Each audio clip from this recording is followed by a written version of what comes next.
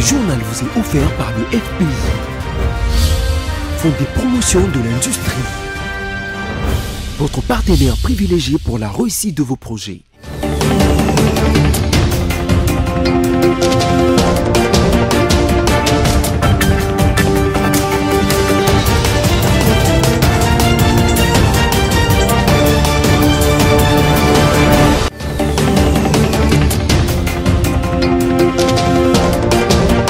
C'est l'heure de vous informer tout de suite les titres de l'actualité de ces journaux rétrospectifs. La conférence de présidents des groupes parlementaires de l'Assemblée nationale a opté mercredi 20 avril pour l'invalidation des députés absentéistes. Décision corrobore avec celle levée lors de la plénière du lundi dernier à la suite de la motion incidentielle du député Pauline Odiane. Face aux efforts de la guerre en Ukraine, les comités de conjoncture économique annoncent le gel de la TVA sur certains produits de première nécessité afin d'obtenir la baisse des prix sur le marché.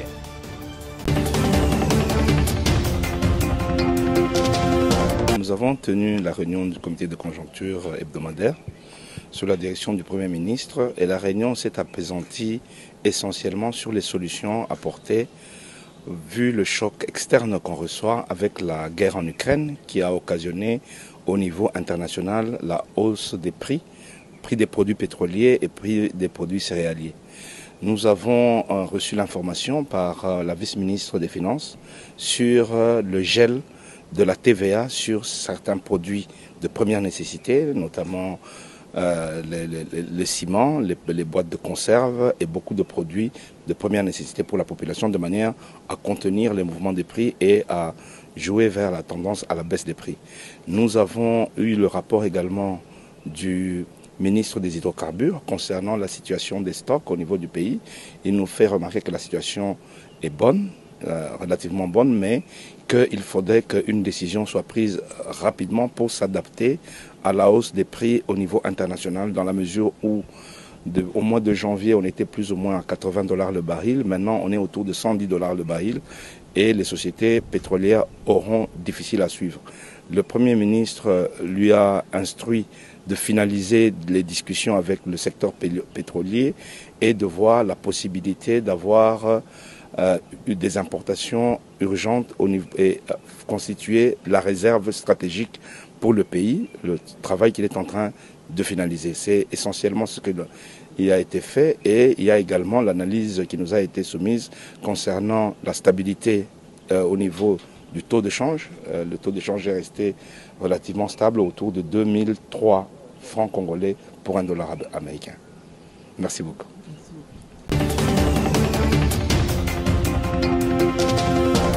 Le gouvernement Sama Lukonde, qui s'inscrit dans la vision du président de la République Félix-Antoine Tshisekedi, est de plus en plus déterminé de faire du numérique un levier d'intégration, des bonnes gouvernances, des croissances économiques et des progrès sociaux.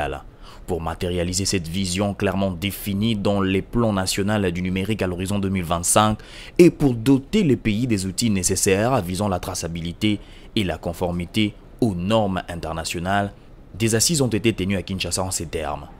Le chef du gouvernement a salué l'aboutissement heureux de ces assises qui ont permis au pays d'avoir sa première stratégie nationale pour la traçabilité des produits et des échanges commerciaux pour la technologie code à barre, une stratégie obtenue après que la RDC ait acquis un préfixe international 605 pour la codification et la traçabilité des produits. En 2019, Son Excellence Monsieur le Président de la République, chef de l'État, lancer les travaux de validation du plan national du numérique Horizon 2025, en abrégé PNN, en vue de doter le pays d'un outil stratégique, des actions à mener pour engager la République démocratique du Congo sur la voie de la transformation numérique à l'instar d'autres nations modernes.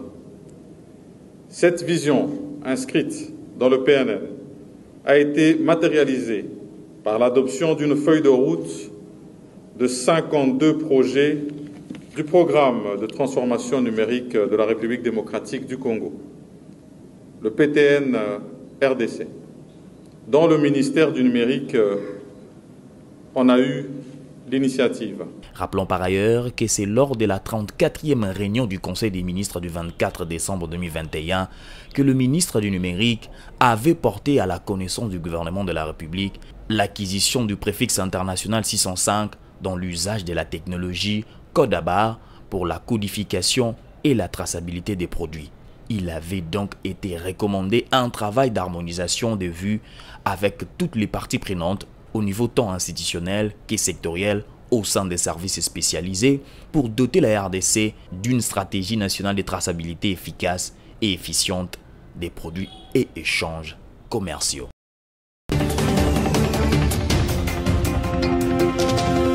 La conférence des présidents a été convoquée aujourd'hui. Des questions importantes inscrites à l'ordre du jour. Le premier point, c'est la communication du président. Et ensuite, cette conférence a été présidée par les patriarches, honorable président de l'Assemblée nationale, honorable Mbosso. Le premier point, c'est la communication du président. Dans la communication, il a été question de communiquer aux différents présidents des groupes parlementaires et des commissions, c'est-à-dire des organes techniques et de consultation de l'Assemblée nationale, le calendrier faisant état du dépôt de candidature pour pouvoir au poste du premier vice-président qui est vacant. Et le président de l'Assemblée nationale a été explicite là-dessus. Ce poste revient à une des composantes de la majorité, et précisément la composante cash. Un calendrier sera publié dans les jours qui suivent avec les dates précises pour le dépôt des candidatures. Le deuxième point, essentiellement, il est question de parler du régime disciplinaire de l'Assemblée nationale, précisément en ce qui concerne les députés. Et lors de la précédente réunion de la conférence des présidents, et il s'était révélé qu'il était opportun de parler de la question de l'absentéisme des députés dans des séances plénières.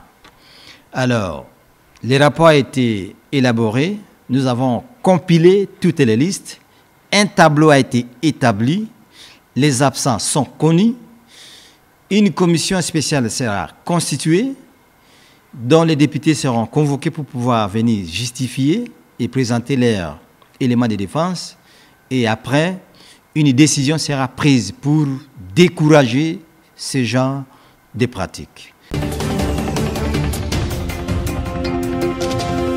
Déclaration des députés nationaux, membres de l'Union sacrée de la nation, ici, représentés par les bureaux des groupes parlementaires. Nous, députés nationaux, membres de l'Union sacrée de la nation, avons suivi, non sans surprise, la déclaration des députés nationaux du Front commun pour le Congo en rapport avec le processus électoral dans notre pays, la République démocratique du Congo. Dans sa déclaration, le FCC refuse de participer au débat et à l'adoption de la loi électorale et exige un dialogue en dehors du Parlement, lequel dialogue ne vise que la non-tenue des élections dans le délai constitutionnel et le partage du pouvoir sans le concours du peuple. À ce sujet, nous tenons à apporter à l'opinion tant nationale qu'internationale les précisions suivantes. 1. L'Union sacrée de la nation s'inscrit dans le schéma constitutionnel et ne peut compromettre les valeurs démocratiques pour lesquelles elle s'est battue et séparée du FCC et auxquelles elle demeure fermement attachée.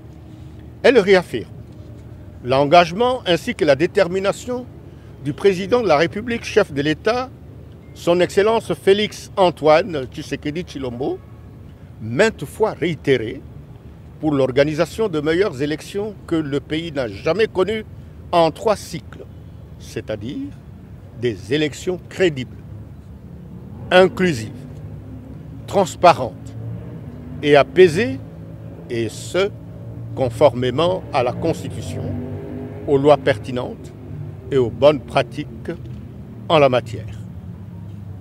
2. Il y a lieu de relever que la loi électorale actuellement en vigueur est un héritage du FCC seul, alors que la proposition de sa modification actuellement en discussion à l'Assemblée nationale n'est pas l'œuvre de l'Union sacrée, mais plutôt celle de l'opposition à l'époque où FCC et CACH étaient en coalition. En effet, l'attitude actuelle du FCC est malhonnête et vise à tromper l'opinion sur les motivations cachées. 3. Bon, il s'agit d'un échange régulier que le président de l'Assemblée nationale, l'honorable Mbosso, a souhaité avoir avec les membres du corps diplomatique, en particulier avec l'Union européenne, de les tenir régulièrement informés de l'évolution du travail parlementaire ici à l'Assemblée nationale. Le sujet qui a été abordé en particulier, c'est celui des avancées autour des discussions sur la réforme de la loi électorale et de la préparation du cycle électoral, sur lequel le président de l'Assemblée nationale s'est souhaité rassurant sur l'avancée des discussions au sein du Parlement. Bon, nous suivons les discussions entre les parlementaires sans nous immiscer. Nous sommes prêts à accompagner la RDC dans ces élections en 2023 et donc nous suivons attentivement le déroulé, les conditions, la mise en place des conditions préalables à leur bonne tenue en 2023 afin de déclencher notre accompagnement en temps voulu.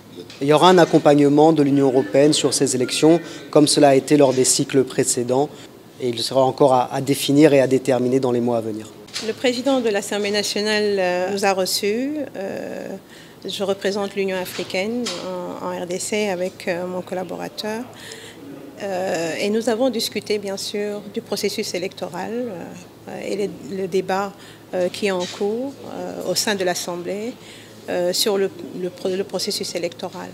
Et donc nous avons eu un débat franc, une discussion très franche sur bien sûr les difficultés rencontrées, les défis, mais aussi les opportunités qui existent aujourd'hui pour qu'il y ait des élections crédibles en RDC, transparentes, en 2023. Alors l'Union africaine souhaite bien sûr des élections apaisées, un cycle électoral apaisé, mais aussi des élections transparentes en 2023. Plusieurs garde-fous, bien sûr. D'abord le dialogue au niveau de l'Assemblée nationale, au niveau des députés, la manière dont les choses vont être abordées dépendra bien sûr de la volonté de chacun de travailler sur la réforme de la loi électorale. Et ce débat doit avoir lieu au sein de l'Assemblée nationale sur les différentes propositions qui viennent des différentes parties prenantes qui sont à l'Assemblée nationale aujourd'hui. Invité par le président de l'Assemblée nationale, honorable M. Mbosso, qui m'a fait une lecture du processus électoral, surtout en ce qui concerne la réforme de la loi électorale à l'Assemblée nationale. Je suis très heureux d'avoir eu cet échange avec Monsieur le Président honorable, le Président et les membres du bureau, ce qui m'a permis d'avoir une connaissance réelle sur la situation. Il a aussi réitéré la position du gouvernement chinois sur le processus électoral en République démocratique du Congo. Donc cette position se résume en 3 points. D'abord, le processus électoral, c'est une affaire congolaise. Donc c'est aux Congolais de piloter et de contrôler ce processus. Les États étrangers ne peuvent pas faire des ingérences dans les affaires intérieures du Congo. Deuxième point, ce processus électoral est très important pour l'avenir de la RDC. Donc c'est pourquoi nous pensons que ce processus doit être une opportunité de plus de dialogue de former davantage de consensus national, de cohérence nationale et créer plus de conditions favorables à un développement durable et paisible du pays, au lieu de créer de nouvelles crises et de nouveaux conflits. Troisième point, la Chine, nous sommes en tant que partenaire stratégique et pays membre permanent du Conseil de sécurité, nous sommes attentifs à ce processus électoral. Bien que nous respectons strictement le principe de non-ingérence, tout en respectueux à la souveraineté de l'État congolais, nous sommes prêts à accompagner le peuple et l'État congolais dans ce processus électoral, en créant avec l'État congolais, avec tous les partis politiques congolais et avec les partenaires internationaux et régionaux de la RDC, de créer les conditions favorables à la paix, à la stabilité, pour que ce processus électoral se déroule dans des conditions paisibles et consensuelles. Pour la proposition de loi portant révision de la loi électorale, qui a été initiée par le G13, qui a été présentée à la plénière de l'Assemblée nationale il y a quelques jours, et dont le débat va démarrer dans les jours qui suivent. Le G13 a voulu rencontrer le bureau de l'Assemblée nationale pour apporter son soutien au bureau sur la méthodologie la plus appropriée pour l'examen et le débat de cette proposition de loi qui, comme vous le savez, est un texte majeur pour la préparation des élections prévues en 2023, l'année prochaine. Il est important de souligner que la proposition de loi déposée par le G13 est elle-même le produit d'un large consensus. Parce que le G13, rappelez-vous, avait pris le bâton de pèlerin, avait rencontré toutes les couches sociales, tous les acteurs politiques, tous les regroupements politiques qui avaient bien voulu discuter avec nous. C'est les points convergents de ces discussions qui se retrouvent dans cette proposition de loi. Mais aujourd'hui, le texte est à l'Assemblée. Aujourd'hui, c'est un débat parlementaire. C'est au sein de l'Assemblée que ce débat va avoir lieu. Et bien sûr, une loi électorale, comme aime bien le rappeler le professeur Njoli qui est à mes côtés, c'est une loi d'arbitrage, c'est une loi qui fixe les grandes règles du choix des animateurs des institutions politiques. Cette loi a donc besoin d'un plus large consensus, comme nous n'avons cessé de le dire, et c'est la raison pour laquelle nous avons salué, nous G13, nous avons salué la position prise par le président de l'Assemblée nationale, qui, le jeudi dernier, lors de la présentation de cette proposition de loi, a proposé une méthodologie permettant d'avoir un débat apaisé et un débat éclairé qui permettra aussi aux citoyens congolais qui nous suivent, qui vont suivre ce débat, de comprendre les grandes innovations qui sont proposées dans ce texte. La matière qui nous concerne, c'est la proposition de loi du G13. La proposition de loi du G13 n'a rien à voir avec une quelconque pétition. Cette proposition de loi touche à la préparation des élections de 2023. N'oubliez pas d'ailleurs que pour que les Congolais aillent voter en 2023, il y a beaucoup de travail qui doit être fait. Et le gros de ce travail va être fait ici au Parlement. On a eu la CENI. Aujourd'hui, nous avons la proposition de loi sur la loi électorale, mais il y a d'autres textes qui vont suivre. La loi sur l'identification, la loi sur la répartition des sièges. Si ces matériaux ne sont pas en place, comment voulez-vous que la CENI organise les élections? Et puisque tout le monde, en tout cas, les Congolais veulent des élections en 2023, pour que ces élections aient lieu, il faut bien que le Parlement soit alimenté donc les textes de base qui sont nécessaires pour l'organisation de ces élections. Monsieur le Président de l'Assemblée nationale m'a convié pour que nous échangions sur le processus politique, sur la préparation du processus électoral. C'était très utile. nous avons marqué notre attachement partagé à un processus politique qui soit pleinement inclusif, participatif, qui puisse justement inclure de manière transparente les propositions de tous les acteurs politiques et sociaux du pays, car nous comprenons qu'il y a une attente très forte de toutes les populations pour que, le moment venu, les élections soient légitimantes pour tout le monde, pour tous les élus. Et j'ai compris que c'est ce à quoi travaille l'Assemblée nationale et son président. Et donc j'ai été reçu dans cet esprit et c'était très positif, très intéressant. Je suis venu aujourd'hui à l'invitation du président de l'Assemblée nationale Mbosso parce qu'il voudrait discuter notre relation, notre partenariat privilégié entre la RDC et les États-Unis et pour discuter les efforts que l'Assemblée nationale qu'il est en train de faire pour faire avancer la loi électorale, que c'est clé pour faire avancer les élections que tout le monde voudrait voir, qui seront inclusives, qui seront transparentes, qui seront justes et qui seront dans le délai constitutionnel. C'est le président qui m'a invité pour lui rencontrer également les membres du bureau de l'Assemblée nationale pour faire part de ses sentiments lors de la discussion de cette loi électorale. C'est-à-dire qu'il a expliqué les évolutions des dernières journées par rapport au débat autour de cette loi électorale qui est très important pour le Congo et qui devrait mener vers des élections libres, transparentes et dans les délais constitutionnels que nous aimerions également voir passer.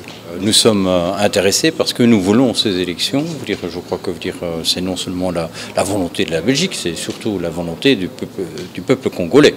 Ce serait bien que ce débat sur la nouvelle loi électorale ait lieu au sein du Parlement, avec un débat inclusif et participatif. Nous soutenons l'Assemblée dans ces débats. Nous avons suggéré certaines choses, et nous continuons ce dialogue avec tous les députés afin d'avoir une loi électorale qui puisse garantir des élections libres, transparentes et dans les délais constitutionnels. Compte tenu du climat de méfiance qui existe à partir de ce qu'on a connu dans le passé par rapport au processus électoral, les CC et la CENCO qui sont convaincus qu'il faut un minimum de consensus pour des élections inclusives, crédibles et apaisées, a fait le tour en commençant par l'Assemblée nationale et on a bouclé les tours. Maintenant, on est revenu pour échanger avec le président de l'Assemblée là-dessus. Nous avons été édifiés de l'ouverture qu'il donne par rapport à la loi électorale. Et je pense que par rapport à cela, s'il y a des cahiers de charges, s'il y a des gens qui pensent qu'on peut se retrouver dans un contexte pour chercher un contexte dans ce cadre-là, c'est faisable. Mais il dit que ce n'est pas de sa compétence de sortir de ce cadre de la loi par rapport à d'autres revendications. Nous continuons à réfléchir et nous ne sommes que des mandatés. Nous allons réfléchir et puis on verra la suite. Le consensus, ce n'est pas à nous de l'obtenir, c'est à la classe politique de l'obtenir. Nous, comme Église, nous créons les conditions de faisabilité de ce consensus. Il avait quitté la capitale en janvier dernier. Vital Kamerhe, président de l'Union pour la nation congolaise, INC, a regagné la capitale Kinshasa aux petites heures de ce lundi 18 avril à bord d'un jet privé sans tambour ni trompette. Alors que certaines sources indiquent que le concerné est venu affronter la justice qui a décidé de rouvrir son dossier devant la cour d'appel, d'autres évoquent l'exécution d'une nouvelle stratégie en vue de préparer le prochain scrutin sur le fond d'un nouveau duel entre le leadership de l'Union pour la démocratie et le progrès social UDOPES et celui de l'INC. Rappelons au sujet de son dossier judiciaire que la Cour de cassation avait annulé l'arrêt de la Cour d'appel, l'ayant condamné à 13 ans de prison pour détournement de fonds publics. Cette instance judiciaire avait également renvoyé les dossiers devant des juges. La Cour avait estimé que le juge d'appel avait violé le droit de la défense de l'ancien directeur de cabinet de Félix Tshisekedi en rendant sa décision, les condamnant à 13 ans de prison pour détournement des deniers publics, alors que l'affaire n'était pas en état d'être jugée.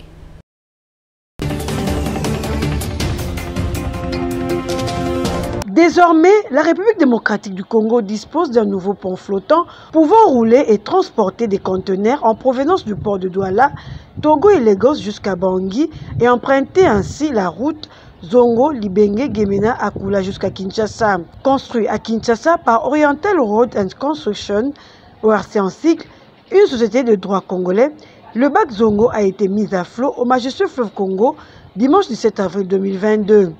Il est midi lorsque ce nouvel engin flottant quitte les chantiers pour l'eau. À son bord, différentes personnalités venues de la présidence, de l'Office des routes ainsi que celle d'Oriental Roads and Construction.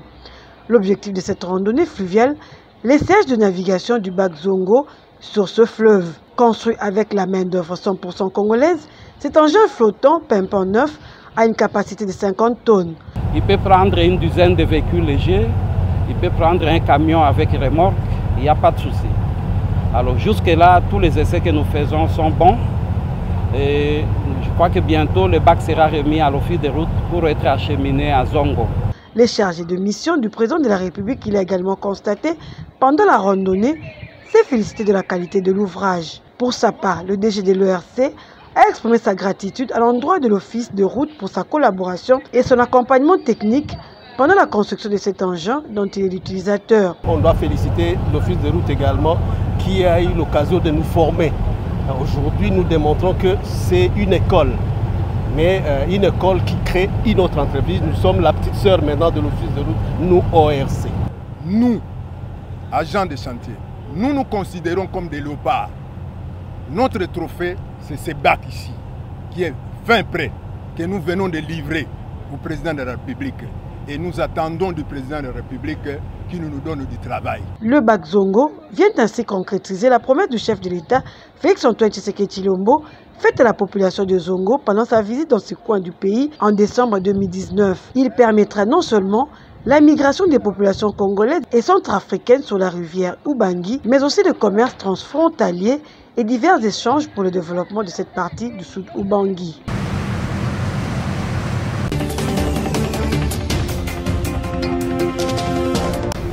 Condamne le prévenu Taïngo, sans admission des circonstances atténuantes, à 10 ans de servitude pénale principale. En cette période de l'état de siège décrété par le commandant suprême des forces armées, Félix Antoine Tshisekedi Tshilombo, en Ituri et au Nord Kivu, tout acte commis par un militaire, quel que soit son rang, sera sévèrement sanctionné afin de maintenir la discipline. Au sein de l'armée, la haute cour militaire siégeant en matière répressive au décret d'appel en chambre foraine à Bunia a rendu 3 arrêts dans son audience publique du mardi 19 avril 2022. Le peine varie entre 6 mois à 10 ans de prison. Le directeur de la prison centrale de Bunia, le lieutenant-colonel Camille Zonzi, poursuivi pour évasion des détenus, s'est vu acquitté. Faute de preuves, par contre, 2 colonels et un major ont été condamnés à 2 ans pour détournement de rations de combat et des primes des militaires engagés dans le théâtre des opérations. Contre les forces négatives, suivez un extrait du prononcé de cet arrêt. Le lieutenant-colonel Zonzi Mukonyo Camille, l'on acquitte et le renvoi des fins de poursuites sans frais, ainsi arrêté et prononcé. Conformément à la loi, les condamnés lésés par cet arrêt ont droit d'aller en appel à la Cour de cassation dans les délais prévus. La Haute Cour vous informe que la voté a procédé en cassation. La voirie urbaine de Bunia, sous l'effet des machines, continue de faire peau neuve pendant l'état de siège grâce à l'esprit du développement incarné par le lieutenant général Luboyaka Chamadjoni. Le travaux additionnel d'asphaltage de 8 km de la voirie urbaine de Bunia, exécuté par l'entreprise Mongabaon, évolue sans des appareils sur l'avenue bouclée sous les regards satisfaisants de la population qui ne jure que par les soutiens aux animateurs de l'état de siège. Nous sommes très contents de ces travaux. Les routes sont élargies et bien entretenues. Ça nous permet de parcourir de très longues distances dans peu de temps. Les autorités de l'état de siège font un travail remarquable. Avant l'état de siège, on était dans les slogans. Mais maintenant, nous voyons les actions. Que le gouvernement continue dans ce sens. Très rapide. Pour l'ingénieur chef des chantiers de la société Mongabaon, à ce stade, le travail consiste à la pose de la couche des fondations qui sera suivie de la pose de la couche de base et l'asphalte. Dans la traitant, sur l'avenue Ituri, Safricas poursuit les travaux de la modernisation des 12 km de la voirie urbaine sous l'œil vigilant du gouverneur militaire, le lieutenant général Luboyaka Chamadjoni, qui ne cesse de marquer d'une empreinte indélébile son passage à la tête de la province de l'Ituri avec d'innombrables actions de développement. Lancés le 25 mars dernier par les gouverneurs militaires, ces projets d'asphaltage de 8 km de voirie urbaine de Bunia concernent 5 artères principales de la ville de Bunia et est financé par le gouvernement central après un lobbying de la première dame de la République lors de son passage à Bunia. Dans une publication signée John Bagouma de la radio-télévision belge RTVB, datant du 11 avril, publication relayée par la radio Okapi, Vincent Karega, le notoire ambassadeur rwandais à Kinshasa, a déclaré, nous citons, « Le Kasaï se vide et s'installe au Katanga pour des raisons sociales et économiques. Pendant ces temps, plusieurs Rwandais achètent des terres au Kasaï pour des raisons agricoles et cela en toute illégalité car plusieurs viennent d'acquérir des titres de propriété. D'ici 30 ans, un autre peuple naîtra du métissage Tutsi, Hutu et Luba du Kasaï. Le Rwanda et le Congo sont intimement liés à vivre ensemble. » Fin des citations. Il y a en effet beaucoup de conclusions à tirer de ces propos de Vincent Karega qui n'est pas à sa première agression verbale à polémique contre la RDC sur des questions qui exaspèrent les Congolais étant donné les précédents multisectoriels entre les deux pays qui se regardent au fond comme des chiens en faïence du fait de l'hypocrisie de l'attitude prédatrice et du projet expansionniste des autorités rwandaises aux dépens de la RDC. Puisque voisins, on ne les nie pas, le Rwanda et la RDC sont appelés à vivre ensemble. Mais ce vivre ensemble est compromis par la politique hostile du régime rwandais qui a déçu plus d'une fois le régime précédent et le régime actuel du Congo en fait des accords de non-agression, de non-pillage de ressources et de non-soutien aux forces négatives qui déstabilisent l'un ou l'autre pays. La crainte la plus grande dans ces propos de Vincent Karega est de voir se produire dans les Kasaï ce qui se fait à l'Est. La crise multiforme de l'Est a commencé par des querelles de terre, en effet, entre les autochtones congolais et les voisins rwandais. Et aujourd'hui, le guêpier persiste à l'Est pendant que le Rwanda pose la problématique de la révisitation des frontières tracées en 1885 à la conférence de Berlin. Aux frères et sœurs kassaïens, aux compatriotes du service des cadastres des affaires foncières du Kasaï, pourquoi vendez-vous des terres aux Rwandais qui sont jusqu'ici nos pires ennemis en fait de la volonté de ravir des terres à la RDC?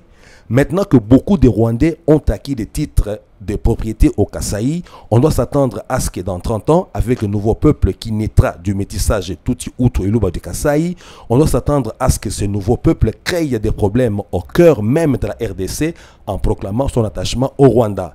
Par ailleurs, on ne devrait jamais, quand on traite avec le Rwanda, oublier qu'il est l'état gendarme utilisé par les puissances occidentales, notamment les USA et la Grande-Bretagne, pour déstabiliser la RDC. Tout ce que nous avons dit, bien sûr, sous réserve de la véracité des propos attribués à Vincent Karega. Que Dieu ouvre les yeux aux Congolais.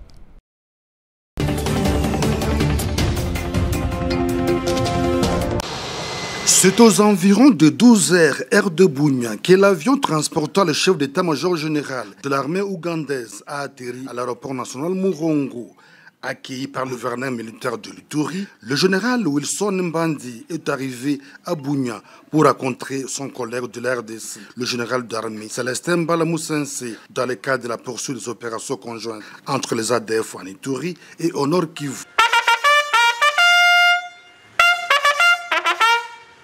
En vue de faire le point sur ces opérations conjointes, les deux chefs d'état-major ont eu une séance de travail élargie au commandant de la 3e zone de défense, au coordonnateur des opérations conjointes et au commandant des secteurs opérationnels de l'Ituri, Sokola 1 et Dungu. Un communiqué final sera rendu public à l'issue de ces travaux. Il s'y est dénoté que les objectifs de la première phase des opérations conjointes FARDC-UPDF dans la région de Boga, notamment sur l'axe Kaina, Machabi et Malaya, ont été atteints. D'énormes pertes ont été infligées aux ADF et plusieurs localités conquises, entre autres Massiza, Machine 1ED, Nyakisozi, Mapipa, Katanga, Boakadi, Belou et Maïtatou.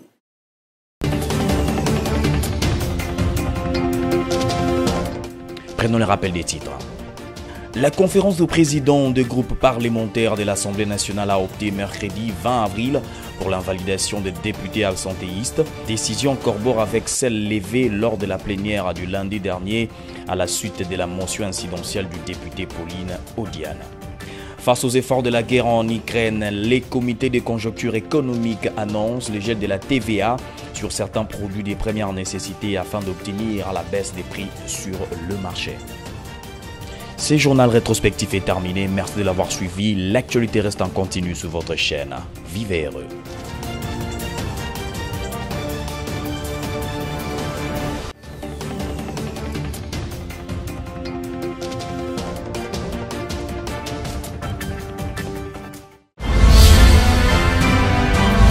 Ce journal vous a été offert par le FPI, Fonds de promotion de l'industrie.